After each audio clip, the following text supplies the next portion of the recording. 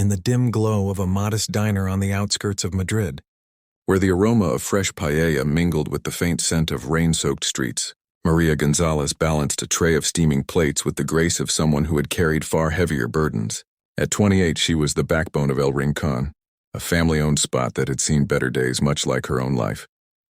Her apron was stained from a long shift, her dark hair tied back in a hasty ponytail, but her smile never wavered, not even for the late-night patron who sat alone in the corner booth, his expensive suit clashing with the vinyl seats and faded posters of flamenco dancers. Little did she know, this stranger would unravel the threads of her past in a single, trembling moment. Maria's days blurred into one another, a relentless cycle of serving tables, scrubbing counters, and sending whatever scraps of earnings she could to her ailing mother in the countryside. Her father, Javier, had been the dreamer's heart of their family, a humble mechanic with a genius for invention. He had poured his soul into a revolutionary water filtration system, one that could purify contaminated sources in impoverished villages. But dreams, as Maria had learned the hard way, were fragile.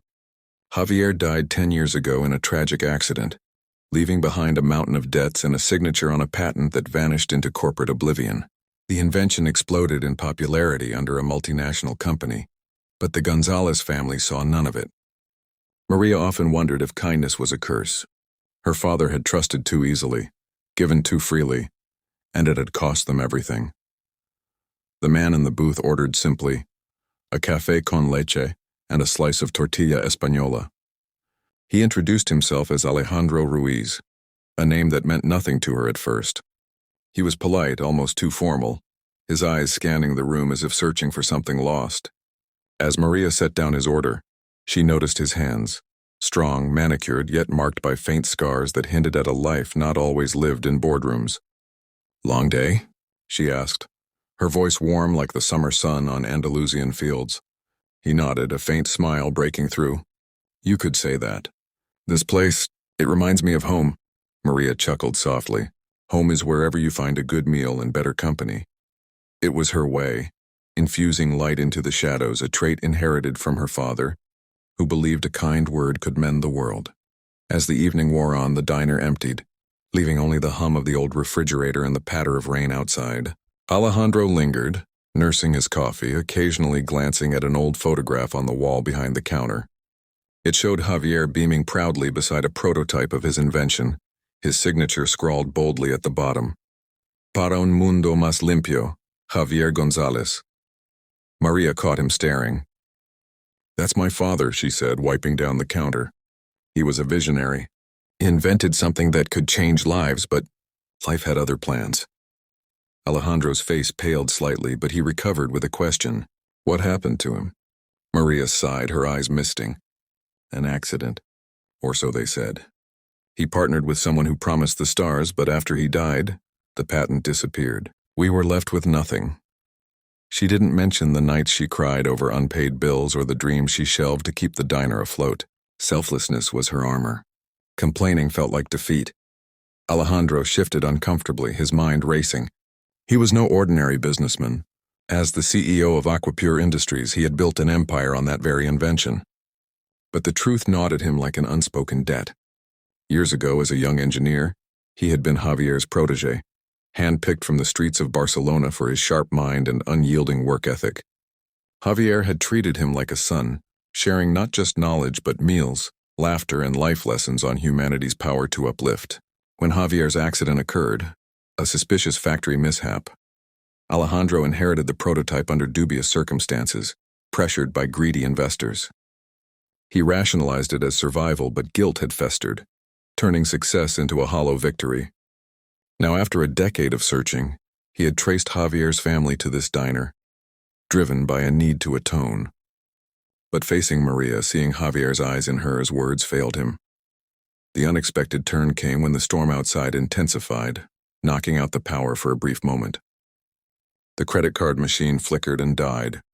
Alejandro reached for his wallet, but Maria waved it off. "It's on the house tonight, senor. You've been kind company," he insisted, pulling out a personal checkbook, an old habit from his humble beginnings. "No, I won't leave without paying my due." He scribbled the amount, signed it with a flourish, and handed it over. Maria glanced at it casually, then froze. Her hands trembled as she stared at the signature. Bold loops, a distinctive tilt to the J, identical to the one on her father's old documents, the one she had memorized from poring over faded papers in search of justice. "Señor," she whispered, her voice cracking, "es la firma de mi padre." "It's my father's signature." Alejandro's face drained of color, his eyes widening in shock. He hadn't realized. In moments of haste, he still mimicked Javier's style, a subconscious tribute to the man who shaped him. The realization hit like a thunderclap. Maria wasn't just Javier's daughter. She was the living embodiment of the kindness he had betrayed. How is that possible?" She stammered, tears welling. Alejandro's composure shattered. He stood, his voice barely above a whisper. "Because your father taught me everything." His hand guided mine, literally and figuratively. I was his apprentice, Maria, and I failed him. The emotional climax built in waves, the diner transforming into a confessional under the flickering emergency lights. Alejandro confessed it all. The partnership, the accident shrouded in corporate sabotage, how he had taken the invention to honor Javier but twisted it for profit, abandoning the family in fear of reprisal. "I thought I was protecting you by staying away," he admitted, tears streaming down his face. "But I was a coward. Your father's dream was for clean water in every village, not yachts and skyscrapers." Maria's heart ached with a mix of fury and forgiveness. She had spent years resenting the faceless thieves who stole her father's legacy, never imagining one would sit across from her, broken and remorseful. In that moment, she saw not a millionaire CEO, but a man haunted by regret, a mirror to her own pain. With selfless grace, she reached out, placing her hand on his. "Papa always said kindness is the true invention that changes the world. If you're truly sorry, prove it. Help me honor him." Transformed by her compassion, Alejandro nodded, his shock giving way to resolve. He pledged not just restitution, a fund to clear their debts and revive the diner, but a global initiative in Javier's name, distributing the filtration systems to underserved communities for free. It was an act of generosity born from profound realization, bridging the chasm of years and betrayal. Maria, in turn, found closure, her selflessness inspiring him to reclaim the humanity Javier had instilled. As dawn broke over the city, painting the streets in golden hues, Maria and Alejandro shared a quiet embrace outside the diner. The rain had ceased, leaving the air fresh and full of promise. In that heartwarming conclusion, Maria realized that true wealth lay not in fortunes amassed, but in the bonds of kindness that endure. Javier's spirit lived on, not in patents or profits, but in the power of humanity to heal and uplift. For readers across the globe, especially those in Spanish-speaking lands where family and forgiveness run deep like ancient rivers, this tale whispered a hopeful message. Even in the darkest storms, a single act of compassion can illuminate the path to redemption, reminding us that we are all connected, capable of turning loss into legacy and poverty into profound purpose.